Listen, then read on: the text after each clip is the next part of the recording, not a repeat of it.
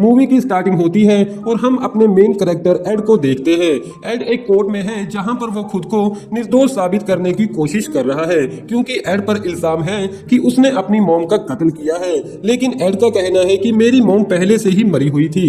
जिसके बाद ये मूवी पास्ट में चली जाती है जहां पर हम देखते हैं कि एड का अंकल बेनी टेलीस्कोप की मदद से अपनी पड़ोसन को देख रहा था क्योंकि एड का अंकल एक थर्की किस्म का आदमी है और वो एड से भी कहता है कि तुम्हें भी ये नजारा देखना चाहिए। लेकिन एड को इन सब चीजों में बिल्कुल भी इंटरेस्ट नहीं था। दरअसल 1 साल पहले एड की मॉम की मौत हो गई थी और एड उनसे बहुत ज्यादा प्यार करता था जिस वजह से वो आज भी उन्हें मिस करता है। अंकल बेनी एड को समझाने की कोशिश करता है कि तुम्हें अब मूव ऑन करना चाहिए क्योंकि ऐसे तो तुम्हारे फादर भी तुम्हें 10 साल की एज में छोड़कर एक कार एक्सीडेंट में मारे गए थे। लेकिन एड कहता है कि मैं अपने फादर को ज्यादा पसंद नहीं करता था। जिसके बाद एड अपने काम पर चला जाता है। एड की खुद की एक हार्डवेयर चिल्टन नाम की शॉप है जहां पर एड मैकेनिकल औजार बेचता है और इस काम में एड का वर्कर बॉब उसकी मदद करता है। थोड़े टाइम बाद एड की शॉप में एक आदमी आता है जिसका नाम मिस्टर पैटल है। वो एड से कहता है कि मैं एक सेल्समैन हूँ हैप्पी पीपल कॉर्पोरेशन से। एड के पूछने पर मिस्टर पैटल कहता है कि हम लाइफ सेल्स करते हैं। सिंपल भाषा में बताऊं तो हम लोग मरे हुए लोगों को जिंदा करते हैं और मैं जानता हूं कि तुम अपनी डेड मदर को काफी मिस करते हो। मैं तुम्हारे लिए उन्हें दोबारा जिंदा कर सकता हूं और वो भी सिर्फ $1000 में। एड मिस्टर पैटल की इस डील को एक्सेप्ट कर लेता है। अगली सुबह मिस्टर पैटल एड के घर पहुंचता है और उसे कहता है कि हमने तुम्हारी मॉम की डेड बॉडी को ढूंढ लिया है जो कि मेरी गाड़ी में रखी हुई है। लेकिन उनकी बॉडी की हालत काफी बुरी है जिसे ठीक करने के लिए तुम्हें हमें थोड़े और पैसे देने होंगे। लेकिन एड कहता है कि हमारी डील तो $1000 पर फाइनल हुई थी। लेकिन मिस्टर पैटल कहता है कि मुझे नहीं पता था कि तुम्हारी मॉम की डेड बॉडी की हालत इतनी खराब होगी। एड मान जाता है और उसे कहता है कि कल आधी रात से पहले मुझे मेरी मॉम वापस चाहिए। अगली रात अंकल बेनी फिर से अपनी पड़ोसन को देख रहा था कि तभी वहां पर एड आ जाता है और वहां की सफाई करने लगता है।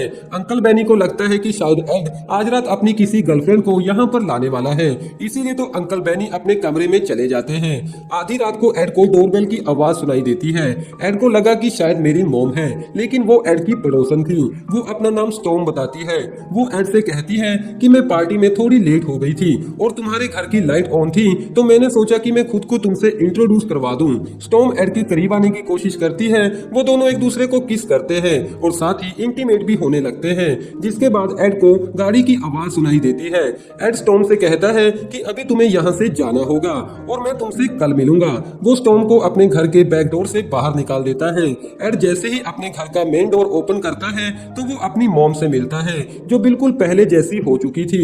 एड मिस्टर पैटल को उसके पैसे देता है जिसके बाद मिस्टर पैटल भी वहां से चला जाता है। एड अपनी मॉम से मिलकर काफी खुश था। अगली सुबह अंकल बेनी एड से पूछता है कि तुम्हारी मॉम फिर से जिंदा कैसे हो गई और मैं जानता हूँ कि ये सब कुछ तुमने ही किया होगा, तुम्हें ऐसा नहीं करना चाहिए था।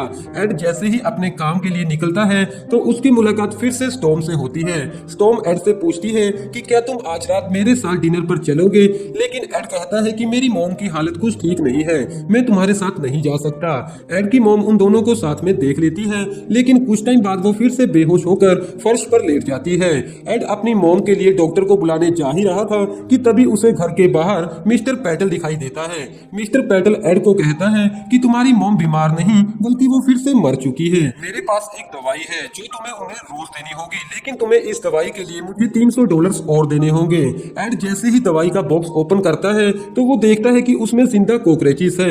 मिस्टर पैटल कहता है कि यही खाकर तुम्हारी मॉम जिंदा रहेगी। अगले दिन एड की मॉम वो सारे कॉकरोचेस एक साथ खा लेती है जिसके बाद वो अब कुछ अजीब हरकतें करने लगती है। रात को अंकल बेनी एड को कहता है कि मुझे तुम्हारी मॉम की हरकतें कुछ ठीक नहीं लग रही, हमें तुम्हारी मॉम को फिर से मुर्दा घर में ही भेजना चाहिए। लेकिन एड कहता है कि मैं ऐसा नहीं कर सकता क्योंकि वो मेरी मॉम है। अंकल बेनी के चले जाने के बाद स्टॉर्म एड के पास आती है और उसको कंफर्ट देने की कोशिश करती है। वो दोनों एक दूसरे को किस करते हैं और साथ ही इंटीमेट होने लगते हैं। जिसके बाद स्टॉर्म वापस से अपने घर चली जाती है। अगली रात एड स्टॉर्म के घर चला जाता है। वो दोनों फिर से एक दूसरे के साथ इंटीमेट होने लगते हैं। लेकिन तभी वहां पर अंकल बेनी आ जाता है जो कि एड को बताता है कि तुम्हारी मॉम घर पर कहीं भी नहीं है, हम दोनों को मिलकर उन्हें ढूंढना होगा। वो दोनों जंगल में चले जाते हैं लेकिन एड की मॉम घर पर ही छुपी हुई थी। कुछ टाइम बाद रॉबर्ट जो कि एक क्रिमिनल है वो एड के घर में घुस जाता है लेकिन एड की मॉम उसे मार डालती है। अगले दिन एड और अंकल बेनी ये सब कुछ देखकर काफी हैरान हो जाते हैं। जिसके बाद हम मिस्टर पैटल को स्टॉर्म के घर में देखते हैं। यहाँ पर हमें पता चलता है कि स्टॉर्म हैप्पी पीपल कारपोरेशन की एक एजेंट है जो कि आसपास के लोगों की इंफॉर्मेशन इकट्ठा करती है। लेकिन अब स्टॉर्म को ये सब कुछ गलत लग रहा था क्योंकि एड की मॉम ने एक आदमी को जान से मार दिया था। अंकल बेनी एड की मॉम को बंदूक से शूट करता है लेकिन वो गोली लगने से नहीं मरती। दूसरी तरफ स्टॉर्म भी अपना घर छोड़कर कहीं और जा रही थी। एड उसे रोकने की कोशिश तो करता है लेकिन स्टॉर्म उसकी बात नहीं मानती, जिसके बाद एड मिस्टर पैटल के पास चला जाता है और उनसे कहता है कि मैं अपनी मॉम को फिर से मुर्दा घर में ही भेजना चाहता हूँ। लेकिन मिस्टर पैटल कहता है कि ये एक सीक्रेट है जो कि मैं तुम्हें $50,000 में ही बताऊंगा। अब एड को ना चाहते हुए भी मिस्टर पैटल की बात माननी पड़ती है। मिस्टर पैटल कहता है कि तुम्हें अपनी मॉम का सर काटकर रात के 12 बजे मुर्दा घर के एक कोने में दबाना होगा और उससे कुछ ही दूरी पर तुम्हें अपनी मॉम की डेड बॉडी को दफनाना होगा। दूसरी तरफ एड की मदर एक ग्रास कटर मशीन से स्टॉर्म को मारने की कोशिश करती है क्योंकि वो उसके बेटे को बिगाड़ रही थी कि तभी वहां पर एड आ जाता है और अपनी मॉम का सर काट देता है। रात को 12 बजे एड अपनी मॉम का सर लेकर मुर्दा घर पहुंचता है। उसकी मॉम का सर अभी भी जिंदा था। एड जैसे ही उसे दफनाकर निकलने की कोशिश करता है तो वहां पर पुलिस आ जाती है, जिन्हें एड की गाड़ी में से उसकी मॉम की डेड बॉडी मिलती है, जहां से ये मूवी फिर से प्रेजेंट में आती है। अब एड अपना केस जीत जाता है, जिसके बाद कोर्ट में स्टॉर्म भी आ जाती है।